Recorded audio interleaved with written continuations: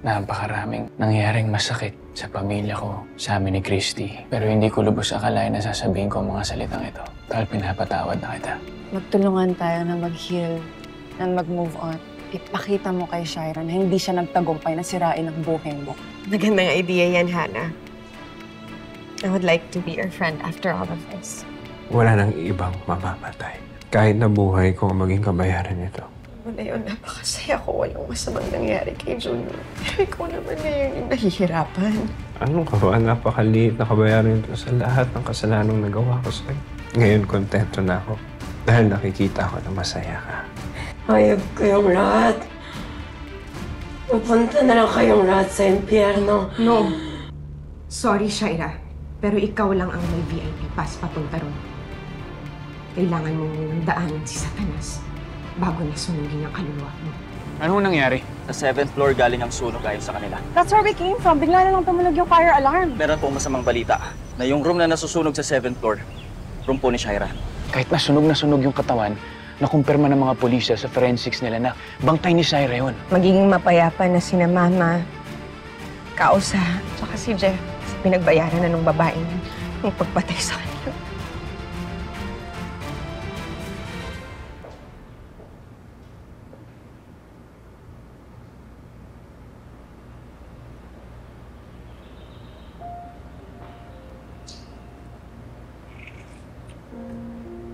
Yan.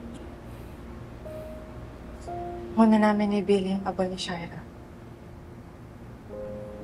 Marami siyang naging kasalanan sa atin. Naisip ko, dahil kapatid mo pa rin siya, maybe na gusto mo na sa'yo pa rin yung mga labi na. Ilalagay ko yung mga labi ni Shaira kasama nung puntod ni nanay sa ni tatay. Alam mo, nung buhay pa si tatay, pinangarap niya makasama ulit si Shaira, pati na rin si nanay.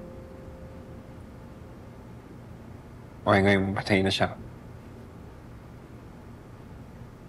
Magsasama na ulit sila.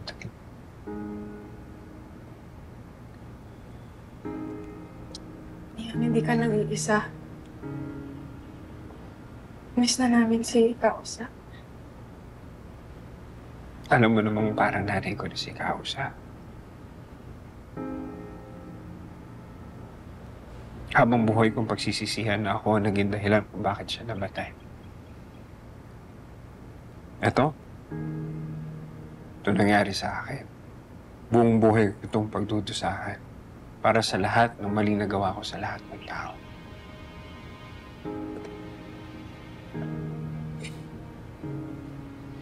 Diyan, kung nasaan man si Kausa ngayon, sigurado ako na patawad ka na. Patawad ka na ni Christy at ni Billy. Baka panahon na patawarin mo yung sarili mo. Lahat naman tayo nagkakamali eh. Ang importante, na pagsisihan mo na at natuto ka. Huwag kang malugmok sa nakaraan. Magsimula ka ulit. At patunayan mo sa mga nasaktan mo that you're deserving of a second chance. Hindi ko kasi alam kung saan ako magsisimula ulit. Ako nandito, Leon. Ako ang magiging karamay mo. Samahan kita. Hanggang sa maging okay ka. Hindi kita iiwan.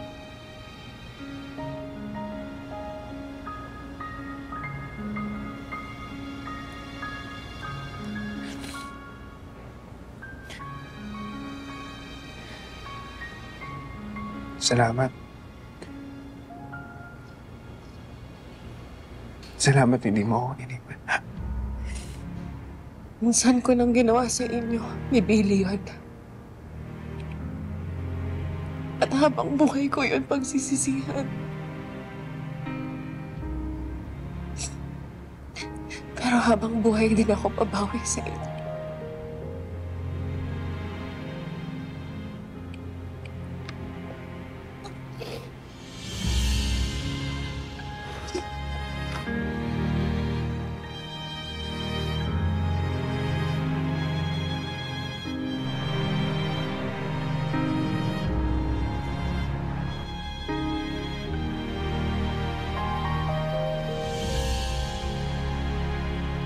Junior has been responding very positively to our sessions.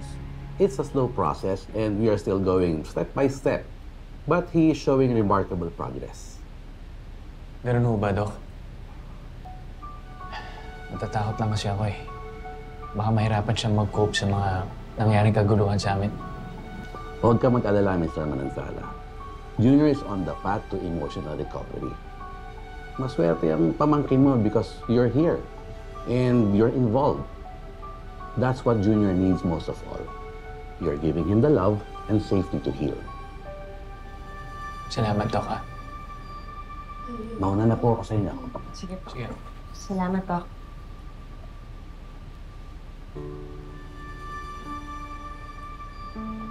Alam mo, Jordan, kapag pinagmamasdan ko yung mga bata, hindi ko maiwasan na maawa sa kanila.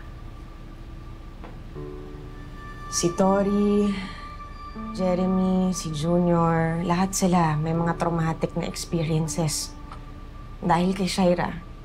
At alam kong wala na siya kaya safe na tayong lahat. Pero Jordan, pakiramdam ko we owe it to the children na mapalitan natin ng magagandang alaala yung mga masamang pinagdaanan nila. What are you trying to say?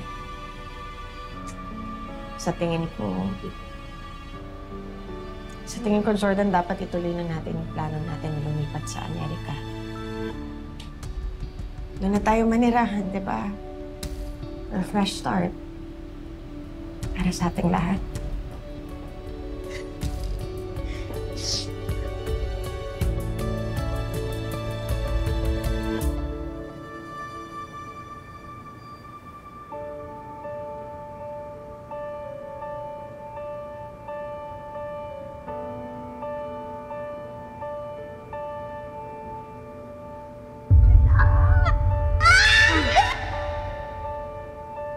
Sinasabi mo, mahal mo ko. Pero paulit-ulit ka rin nakikipagsabuatan kay Shaira sa kasamaan niya. Ginawa ko yun para sa'yo dahil mahal na mahal kita, dahil gusto ko tang protektahan ang pamilya natin! Hindi yun para sa sarili mo. Sa sarili mo lang!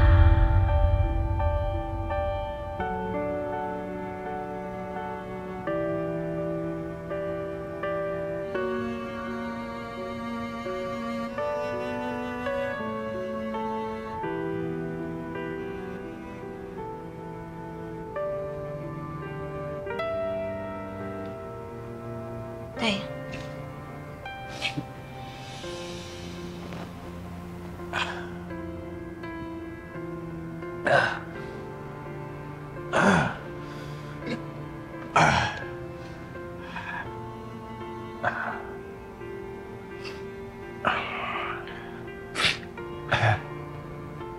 Bakit?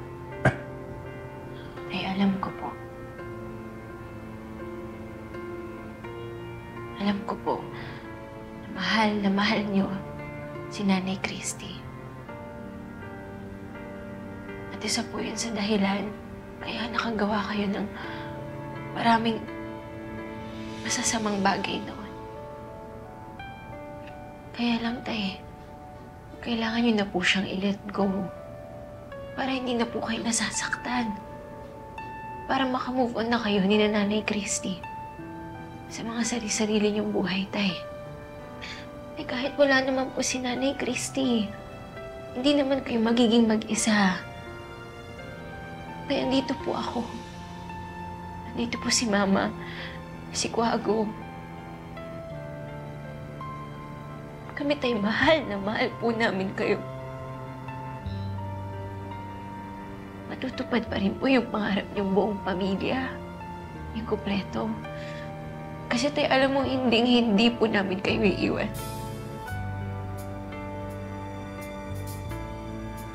Hindi po namin kayo iiwan.